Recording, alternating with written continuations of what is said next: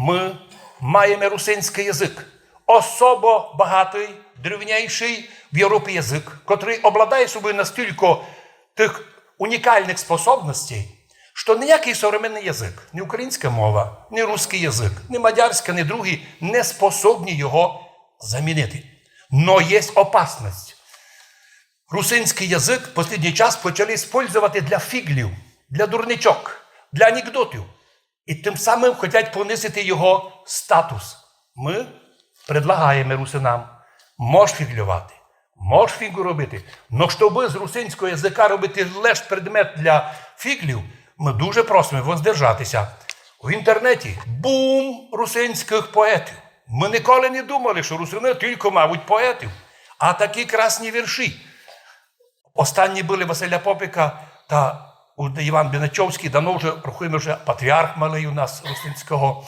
Ми видимо, що русинське движення незрівнянно сильно пішло останні 2 роки. І що влада не готова і не знає, що з цим робити, ми лише предупреждали, пожалуйста, кіть не хочете з нами вести діалог, та хоча не направляйте проти нас спецслужби.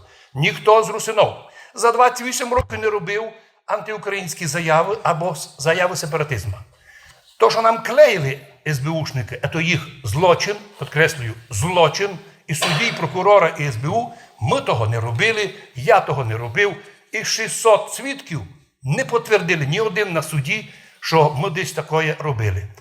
Тому свідчу завершає тим, що ми вже не стаємося такими же нормальними громадянами України.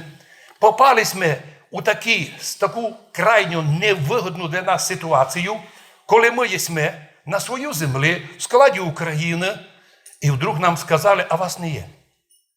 Сложна ситуація. І плюс ще в Україні війна.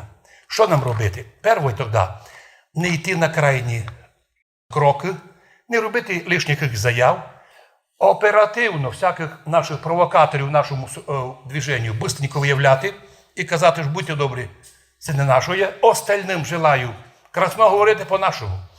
Ми думаємо, що русинський вопрос буде в ближайші роки і, може, місяці рішатися. Вот чому наші опоненти вирішили підкинути нам у лідерів русинов чужих нам людей, котрі би хотіли тепер перехватити від русинов лідерство і всім казати в світі, що все добре.